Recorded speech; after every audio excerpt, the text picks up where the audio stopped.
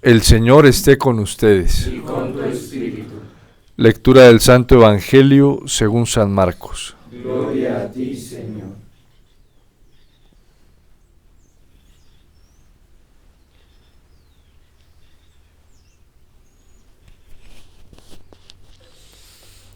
En aquel tiempo, cuando Jesús regresó en la barca al otro lado del lago, se quedó en la orilla y allí se le reunió mucha gente. Entonces se acercó uno de los jefes de la sinagoga, llamado Jairo. Al ver a Jesús, se echó a sus pies y le suplicaba con insistencia: «Mi hija está agonizando. Ven a imponerle las manos para que se cure y viva». Jesús se fue con él y mucha gente lo seguía y lo apretujaba. Entonces entre la gente había una mujer que padecía flujo de sangre desde hacía 12 años. Había sufrido mucho a mano de los médicos y había gastado en eso toda su fortuna, pero en vez de mejorar, había empeorado. Oyó hablar de Jesús, vino y se le acercó por detrás entre la gente y le tocó el manto, pensando que con solo tocarle el vestido se curaría. Inmediatamente se le secó la fuente de su hemorragia y sintió en su cuerpo que estaba curada. Jesús notó al instante que una fuerza curativa había salido de él. Se volvió hacia la gente y les preguntó: ¿Quién ha tocado mi manto? Sus discípulos le contestaron: ¿Estás viendo cómo te empuja la gente y todavía preguntas: ¿quién me ha tocado? Pero él seguía mirando alrededor para descubrir quién había sido. Entonces se acercó la mujer, asustada y temblorosa, al comprender lo que había pasado. Se postró a sus pies y le confesó la verdad. Jesús la tranquilizó diciendo: «Hija, tu fe te ha curado. Vete en paz y queda sana de tu enfermedad». Todavía estaba hablando Jesús cuando unos criados llegaron de casa del jefe de la sinagoga para decirle a éste: «Ya se murió tu hija. ¿Para qué sigues molestando al maestro?». Jesús alcanzó a oír lo que hablaban y le dijo al jefe de la sinagoga: «No temas, basta que tengas fe». No permitió que lo acompañaran más que Pedro, Santiago y Juan, el hermano de Santiago. Al llegar a la casa del jefe de la sinagoga, vio Jesús el alboroto de la gente y oyó los llantos y los alaridos que daban. Entró y les dijo: «¿Qué significa tanto llanto y alboroto? La niña no está muerta, está dormida». Y se reían de él. Entonces Jesús echó fuera a la gente y con los padres de la niña y sus acompañantes entró a donde estaba la niña. La tomó de la mano y le dijo: «Talitá cum», que significa: «Óyeme, niña, levántate». La niña, que tenía 12 años, se levantó inmediatamente y se puso a caminar. Todos se quedaron asombrados. Jesús les ordenó severamente que no lo dijeran a nadie y les mandó que le dieran de comer a la niña. Palabra del Señor. Gloria a ti, Señor Jesús.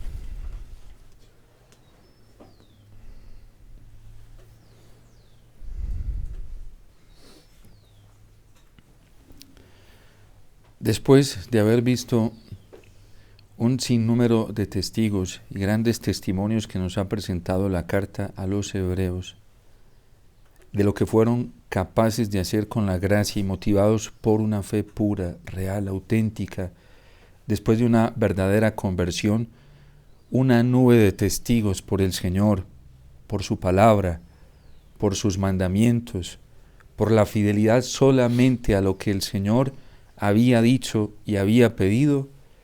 Dice el autor de la carta a los hebreos: dejemos todo lo que nos estorba y librémonos del pecado que nos ata para correr con perseverancia la carrera que tenemos delante de nosotros, con la mirada fija en el Señor, para ningún otro lado. La obediencia que nos está pidiendo el Señor para estos tiempos es una obediencia radical, no blendengue, no superficial. No es una obediencia que se entretiene aquí, allá, a la izquierda, a la derecha, detrás, oriente, occidente, norte, sur. No. Es una obediencia que está exigiendo de nosotros la radicalidad total de nuestra voluntad, de nuestra inteligencia por el Señor, por su palabra, por sus mandamientos, que la Iglesia claramente nos los ha traducido y nos los ha interpretado. Por eso una obediencia sin verdad nos lleva al abismo y está llevando el mundo cristiano a la perdición, lo está dejando sin fe. A muchos católicos este tipo de obediencia los está dejando sin la fe verdadera, la fe que nos vincula inmediatamente con el Señor, la fe que nos lleva a dejar todo lo que estorba para la santidad, para la perfección, para poder amar al Señor con todo nuestro corazón y dar nuestra vida por las almas.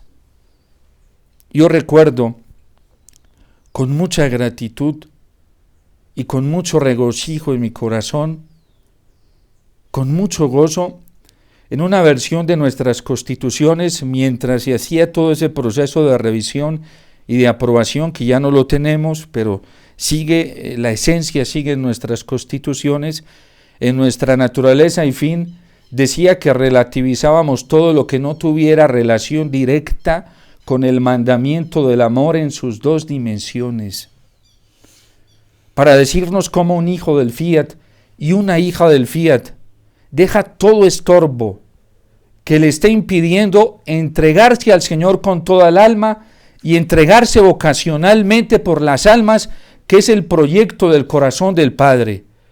Porque el Padre no tiene otro proyecto más en su corazón.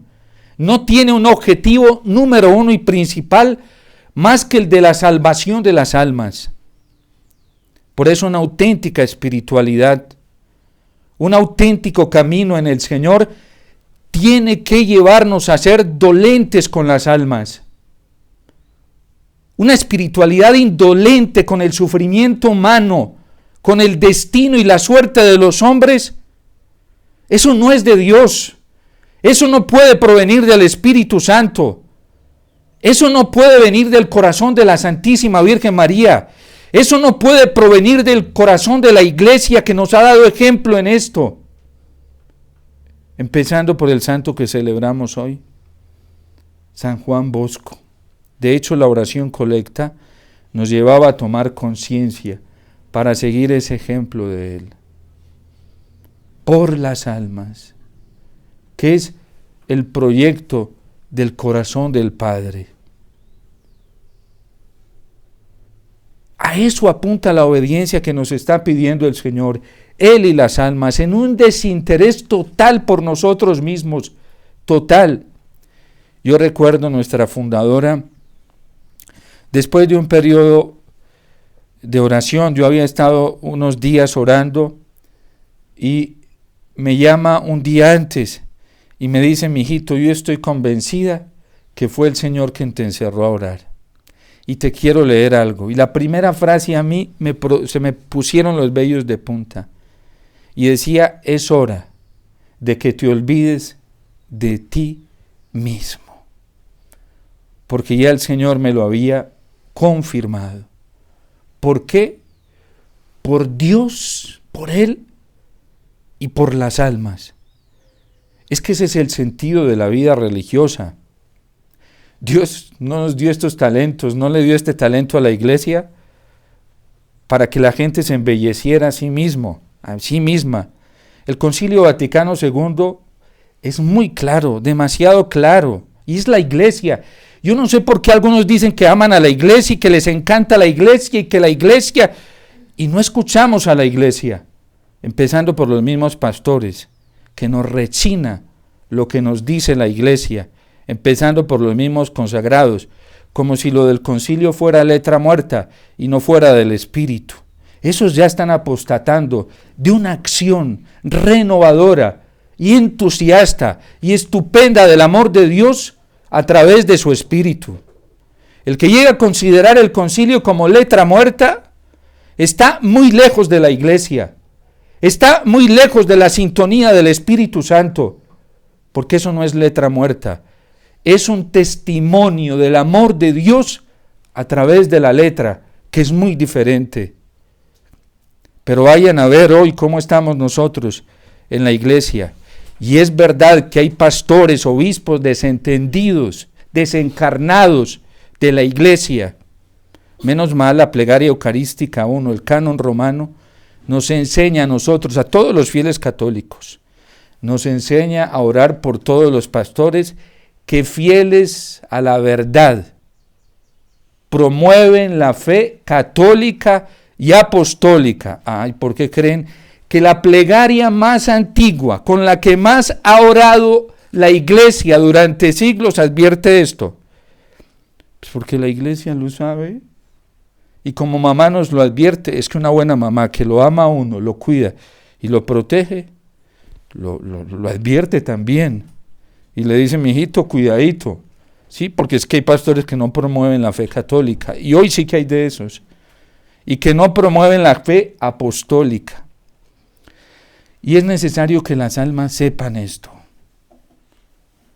A nosotros los pastores, los sacerdotes, Dios nos confió a través de la iglesia de nuestra madre una triple misión que viene ontológicamente marcada dentro de nosotros y no la tiene nadie más. No se la dio, por ejemplo, a la vida religiosa. Y es la capacidad de enseñar a través del ministerio sacerdotal, y lo debemos hacer no en atención a nosotros mismos, ni envueltos en mantos de falsa humildad, callándonos, con silencios voluntarios, silencios cobardes, que no quieren transmitir una verdad que no es nuestra, sino la verdad del Señor y de la iglesia. Silencios cómplices con esta dictadura de mentira y de error hoy. ¿Qué nos está pasando a los sacerdotes? Que no estamos predicando las verdades de la iglesia, que no estamos predicando la fe católica y apostólica. ¿Qué nos está pasando? Y es nuestra tarea y nos van a pedir cuentas de eso el día del juicio. Porque nos enseña el derecho, nos enseña el concilio, pues que son los documentos de mayor autoridad para la iglesia. Nos enseña el catecismo que todo sacerdote participa de la triple múnera, una capacidad sobrenatural que Cristo le confía a través de la iglesia para enseñar. Para enseñar. A mí, si callo el padre Omar, el día del juicio, allá voy a tener al Señor pidiéndome cuentas de eso. Me va a pedir cuentas. Porque me lo dio no para que yo me viera bonito, para que la gente me alabara. No, me lo confió en función de lo que Él más ama, las almas. Capacidad de enseñar, la capacidad de regir. Nosotros los pastores tenemos ontología. Eso no se lo dio Dios a nadie, se lo dio al sacerdote a través de la iglesia. La capacidad de regir, por eso nos celebran el Día del Buen Pastor, pero no para que nos den regalos, plata, que nos gusta a veces. Y la gente cree que el Día del Buen Pastor es para eso. No. Es a ver si este sacerdote con su ejemplo, con su testimonio, está mostrando el camino hacia Dios, porque eso hizo nuestro buen pastor, Cristo. Y lo acaba de decir la carta a los Hebreos, con la cruz. No poniéndonos en escenarios allá donde todos nos alaben, donde todo el mundo, ay, qué santico eres, que es un santico, es que es... No, no es para eso que nos dieron el ministerio sacerdotal. ¿Quién dijo? ¿Quién dijo? San Francisco de Asís decía que le daba vergüenza de que a veces nosotros utilizáramos a los santos y habláramos de sus gestas, de sus triunfos, para obtener honor personal, para que la gente nos note, ¿sí? Y hay gente que sabe mucha vida de santos, pero para eso, o para despreciar a otros. Hay algunos que les gusta utilizar a los santos para coger a andar despreciando a otros, como si eso fuera cristiano, como si eso fuera del Señor. No es para eso que la carta a los Hebreos nos enumera esta nube de testigos. Si vas a exaltar la vida de un santo, porque vas a exaltar la gloria de Dios, no lo que tú sabes de Él, ¿sí? O para apuntársela a otro, o para despreciar a otro. No, es para exaltar, para eso exalta la iglesia a los santos, para exaltar la gloria de Dios, la bondad de Dios, el amor de Dios. Y es lo que la carta a los Hebreos nos está enseñando. Por eso tenemos que liberarnos de esos estorbos, de esos lastres que nos impiden conocer al Señor y encontrarnos con Él. En el Evangelio tenemos un bello ejemplo de esto y lo hace el mismo Señor. Llegaron esos lastres, esos estorbos, en personas, porque ese estorbo de estas ideologías que hay hoy, este sistema ideológico, no crean que funciona así. El demonio para poder llevar a cabo su plan, pues necesita instrumentos. Él solo no es capaz, el único que es capaz de trabajar con la nada y desde la nada es Dios. El demonio no es capaz, se vale de las heridas de muchos de nosotros. Y lo tremendo es que cuando tenemos el corazón herido, con celos, con envidia, ¡ay, Dios mío! Y en este tiempo sí que trabaja con fuerza. Y esos son los canales y las autopistas que él tiene para moverse. Y quiere, a través de esas heridas de muchos, hacer de estorbo para que la gente avance en la fe, para que la gente no camine, para que la gente no descubra el amor del Señor. Y lo vemos claramente en el Evangelio. El jefe de la sinagoga seguramente escuchó hablar de Jesús, sale corriendo y le suplica al Señor que su hija está a punto de morir. Lo ve, se postra ante él y le suplica.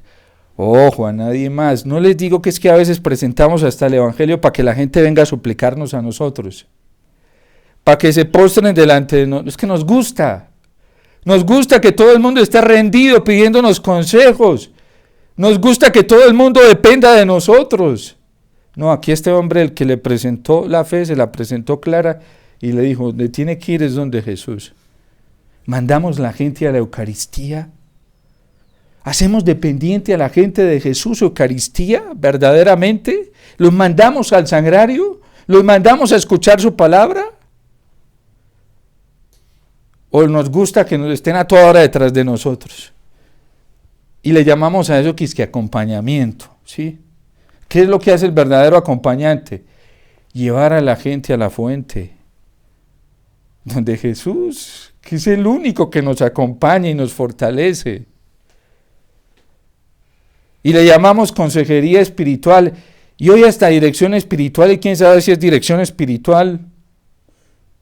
¿Para qué es la dirección espiritual? Para conducir la gente donde el Señor, no a otro lado. Este hombre la capta con claridad y va donde Jesús, se postra, le ruega, le suplica, y mientras tanto la gente comienza a perturbar. Llega una mujer enferma con flujo de sangre que había, dice San Marcos, había oído hablar de Jesús.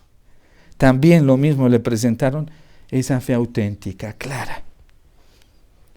Y le dijeron, es Jesús, allá intentó, pero como no podía, se metió por un ladito y estaba tan convencida de lo que le dijeron, que dijo, con solo tocar la punta de su manto yo me sanaré. Y quedó sana. Y mientras eso vienen a avisarle al jefe de la sinagoga que no moleste más al maestro, no moleste más a Jesús, pobre Jesús, ¿sí? Ve, aquí bien cansado, no lo moleste. Ay, ¿ustedes creen que en la iglesia no estamos haciendo eso muchos? La pandemia fue un signo claro. Se cerraron las capillas, se impidió la adoración eucarística. Eso ¿qué fue decirle a la gente? No moleste a Jesús. No moleste a Jesús. No moleste al maestro. Sacerdotes en estas cosas. Yo estaba en un retiro sacerdotal y dentro del retiro estábamos con el Santísimo expuesto y el padre que estaba dirigiendo la oración pidió algunos testimonios. Se levantó un sacerdote y comenzó a contar llorando que un día en medio de su crisis se iba a quitar la vida. Se iba a suicidar porque ya no aguantaba más. Eso fue en plena pandemia. Estaba desesperado.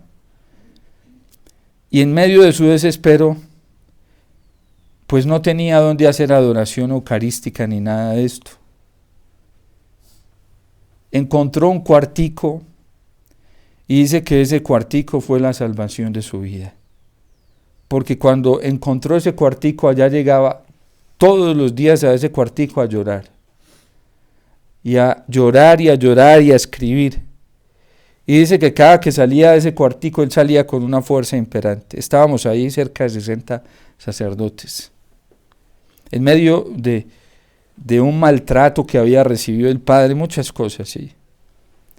Lo habían dejado tirado, porque lamentablemente hoy el destino del sacerdote es muy tremendo. Primero el demonio coge y lo embolata, lo mete al mundo, juega con él a través de la gente, a través de la adulación. Sí, se lo va arrastrando, y padre como es de santico y tiene dones, mejor, más apetecible, se lo trae, ¿sí?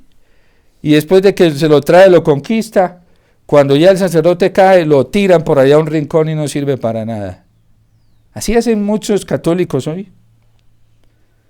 Así hacen muchos en la iglesia, comunidades religiosas, explotan al sacerdote. Y si habla bonito y tiene cartones, mucho mejor. Y si es inteligente, pues muchísimo mejor, ¿sí? Y cuando viene la crisis, no nos sirve, ¡pah!, lo tira. Lo que llama el Papa Francisco la ley del descarte. Padre, le pasó esto. Resulta, él comenzó a contar, dijo, yo no conozco al párroco de esa parroquia, pero gracias a ese padre que abría en pandemia esa capillita, gracias a ese padre que la abría, mi vida se salvó. Y hoy el Señor es el que me sostiene. Resulta que ahí estaba el padre que abría la capilla y no se conocían. Ese padre comenzó a llorar y decía, Dios mío, yo no sabía que esto había pasado y yo en medio del miedo le permitía a la gente que viniera a hacer adoración y yo no sabía lo que Jesús estaba haciendo. ¿Cuántas vidas hemos matado por impedirle a la gente que se acerque al Señor? ¿Cuántas vidas? ¿Cuánta vida sobrenatural? Como si fuéramos los dueños. No, somos administradores, no dueños. ¿Cuánta cuenta tendrán que dar obispos cuando han limitado el don del Señor para que la gente se pueda acercar al Señor?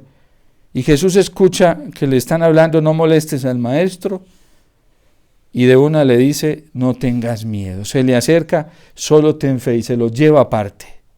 Jesús mismo lo aparta de esos lastres. Jesús mismo lo aparta de esos ambientes.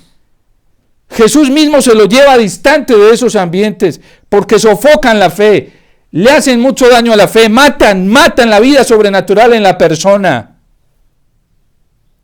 ¿Cómo es posible que hoy haya más apología para el demonio que para la gracia del Señor? ¿Cómo es posible que haya más apología para la debilidad humana? ¿Cómo es posible que haya más apología dentro de la iglesia a la debilidad humana que a la gracia del Señor, que es superior? Por eso no creemos en la pureza. Por eso no creemos en la castidad. Por eso no creemos que una vida sacerdotal y religiosa se pueda vivir con pureza y santidad, porque le hemos dado más apología a la fuerza de la debilidad que a la gracia del Señor. Y por eso hay gente esclava hoy de la lujuria, dentro de la iglesia, esclavos, que no han conocido todavía al Señor de la vida, no lo han experimentado, no lo viven en su corazón, y eso es lo que transmiten. Y uno no puede acomodarse a eso, porque la gracia del Señor es suficiente, superior a la debilidad. El Papa Francisco en varias intervenciones nos ha tratado de enseñar eso. Siempre la gracia es superior a la debilidad. Siempre la gracia es superior al pecado. ¿Cómo es posible? Así como en el Evangelio con el jefe de la sinagoga, que haya gente que le dé más apología al pecado. Y es que tenemos que acostumbrarnos a vivir así. ¿Qué hacemos? Mijita, ¿qué hacemos? Dios entiende. No, Dios no entiende eso. Dios no entiende que le estemos dando más apología a un pecado que su hijo ya destruyó, lo venció. Dios no entiende eso, ni nunca lo va a entender. Que nosotros sigamos arraigados al pecado por falta de fe, porque no creemos en el amor infinito del Señor, porque no creemos en su poder. Y por eso uno tiene que apartarse de esto. Y el Señor, cuando llega a la casa y los encuentra ya gritando, pero no estaban gritando de emoción porque había llegado el Señor, ni lloraban por la llegada del Señor. Hay gente en la iglesia que llora hoy por otras cosas, pero no porque el Señor está presente y porque tiene poder y porque su amor es suficiente, no es por eso. Y estaba la algarabía allí, y el Señor los hizo salir a todos de ese lugar. Los hizo salir a todos. Y allí lo sacó, y a la niña le dice, Talita cum, a ti te lo digo, niña, levántate y anda. Para eso le sirvió la fe a este hombre, para creer que el Señor sí es capaz, que el Señor sí puede. Témanle a personas frustradas que hoy anden haciendo apología de la debilidad, del pecado, del mal, del mundo. Témanle, porque esa es la doctrina del anticristo. Claramente nos lo dijo el Papa Benedicto XVI. Y dice el Papa Benedicto XVI, tenerle cierto temor a esto es apenas natural. Y esto solamente se puede vencer, lo dice textualmente, con la oración de toda la iglesia. Con la oración. Esto hizo este hombre. ¿Cómo venció esos obstáculos? Con la oración de súplica que lo llevó a donde el Señor, con la oración de adoración que lo llevó a reconocer que solamente Cristo tenía el poder. Nosotros tenemos que confiar en el Señor y no tenerle miedo a nada ni a nadie. Y sepamos que todas estas ideologías, este sistema ideológico no trabaja en tabula rasa, trabaja en la debilidad de muchas personas. Ahí está el Papa Benedicto, en su libro póstumo está denunciando cómo en seminarios de Alemania se habían filtrado tendencias de perversión sexual, porque son bonitas y se presentan bajo la apariencia de una formación afectiva y sexual para la vida sacerdotal y religiosa. Hay algunos dentro de la iglesia que creen que la liberación del sacerdocio y de la vida religiosa y de la vida cristiana está más en el conocimiento intelectual. No, lo dice claramente el Papa Benedicto XVI en su encíclica Deus Caritas, no se comienza a ser cristiano por una idea. Y hay gente que sabe mucha teología, muchísima, y sabe mucho de cristología, y sabe mucho de dogma trinitario, de mariología, saben muchísimo. Ambulantes de estos en las redes sociales hay muchos, pero eso no es lo que nos salva. No se comienza a ser cristiano así. Se comienza a ser cristiano, dice el Papa Benedicto, a partir del encuentro con un acontecimiento, con una persona que se llama Jesucristo y que le da un nuevo, ese encuentro es verdadero cuando le da una nueva orientación a la vida. Cuando yo sigo creyéndole más al pecado y a la fuerza de la tentación, a mí no hizo nada de eso. No ha hecho nada. Y por eso Tantas Eucaristías vividas sin ser vividas desde el corazón. Por eso Santo Tomás de Aquino nos advierte, diciendo que todos comemos el mismo alimento, pero no en todos produce el mismo fruto. No en todos produce, eso se nota en la vida y se nota en el amor por Jesucristo, sobre todo por la Eucaristía, por la liturgia, y se nota en el amor por las almas. ¿Cuánto nos afecta a nosotros que las almas, que el destino de las almas, el destino eterno de las personas esté en peligro? La capacidad de amor del Señor nos lleva a ser sensibles con el dolor del otro. Y como San Pablo, a no detenerse. Hoy falta ese fuego, ese celo por las almas, porque falta primero un encuentro con ese acontecimiento, con esa persona que se llama Jesús. Y por eso no vibramos. Sí nos apasionamos con otras cosas, sí. Sí, y buenas, no malas. Pero con nuestro Señor en la Eucaristía, en la liturgia, con su palabra, con lo que más le interesa al Señor, que son las almas y la salvación de las almas. Porque nos falta el encuentro como de este hombre y de esta mujer. El Salmo 22 es bellísimo porque es precisamente fruto, esto que decía el salmista que nos pone la liturgia hoy, es fruto de una súplica angustiosa de quien se ve en el peligro a los pies del Señor. De hecho, Jesús toma las primeras palabras de este salmo cuando está en la cruz. Dios mío, ¿por qué me has abandonado? A pesar de mis gritos, mi oración no te alcanza. Hoy la iglesia, toda la iglesia, todos tenemos que estar en una sola súplica delante del Señor y hacer más reparación y traer gente a hacer lo mismo. No impedirle a la gente que se acerque al Señor, traerla. Hoy, ojalá los templos estén abiertos con adoración eucarística, promoción de adoración eucarística, porque solo a los pies del Señor se libra esta batalla. Y ojalá nuestras Eucaristías no sean superficiales y no nos sigamos acomodando a este sistema, porque hay muchos sacerdotes que ya perdimos la fe. No creemos ni en lo que cogemos todos los días, el cuerpo y la sangre del Señor.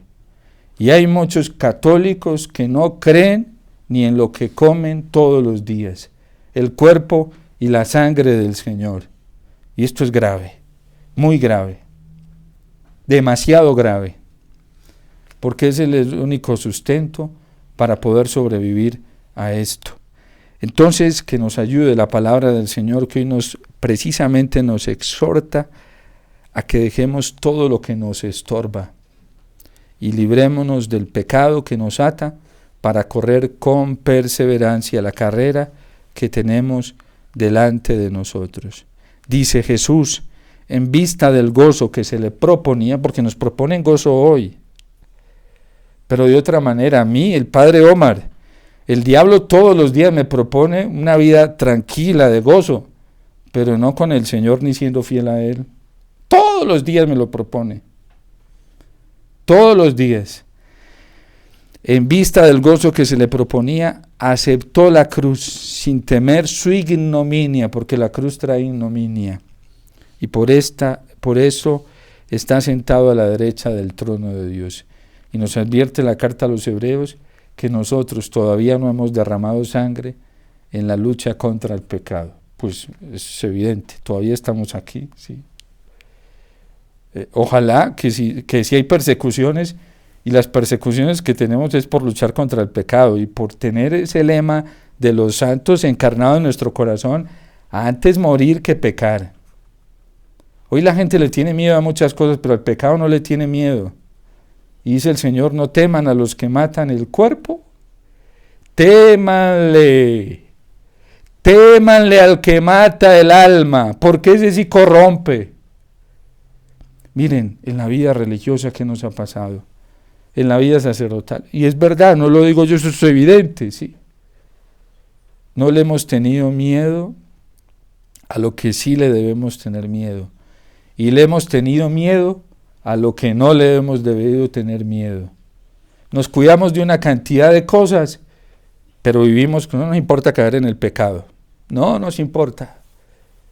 Y creen que el diablo viene por fuera. No, Jesús dice, miren, nada de lo que hay afuera, nada, es lo que hace impuro al hombre. Es lo que hay dentro. Y de hecho las señoras comienzan a enumerar lo que hay dentro. De eso sí nos tenemos que cuidar. Y a los pies del Señor, el vigilante, el verdadero vigilante cuida su alma. Jesús, menos mal, nos llevó a encontrar esa pureza moral adentro en el corazón. Adentro en el corazón. ¿Y por qué nos está ganando el pecado de la batalla? Porque Dios no es el que ocupa el primer espacio en nuestro corazón. Por eso tenemos que convertirnos. La conversión es para eso, para volver radicalmente al Señor, amarlo a Él. Quitemos tantos estorbos que hay hoy y libremos. Esto es una lucha a sangre con el pecado. Esta es una lucha a vida, ¿sí? A ver si estamos dispuestos a perder nuestra vida por el Señor y por su gracia, y no tengamos miedo, que todo lo que hay por ahí son tizones humeantes. Yo le digo a la gente, no tengan miedo, que a veces me escriben, no tengan miedo. Esos que amenazan son solo tizones humeantes, y esos que amenazan en nombre de Dios son tizones humeantes. No tengan miedo, que nos queda toda la gracia del Señor en la Eucaristía, en su palabra, en la iglesia, en el corazón de la Virgen. No tengamos miedo, que el Señor está con nosotros y Él siempre escucha la súplica de los pobres y de los desvalidos, de los que quieren serle fieles a Él. Él siempre los escucha. No temamos a nada ni a nadie, que la gracia del Señor es suficiente para vivir, es suficiente para estar en paz, para estar tranquilos, para estar en gozo. Tenemos la Eucaristía, todavía tenemos al Señor, tenemos a nuestra Madre la Iglesia, todavía tenemos las puertas abiertas de la gracia del Señor. No temamos y corramos hacia el Señor rápidamente, con un corazón contrito y humillado, que el Señor está con nosotros y nos quiere auxiliar rápidamente y nos quiere sanar inmediatamente, como lo hizo con esta mujer y el jefe de la sinagoga. Dios te salve María, llena eres de gracia, el Señor es contigo, bendita tú eres entre todas las mujeres, y bendito es el fruto de tu vientre, Jesús. Santa María, Madre de Dios, ruega por nosotros pecadores, ahora y en la hora de nuestra muerte. Amén.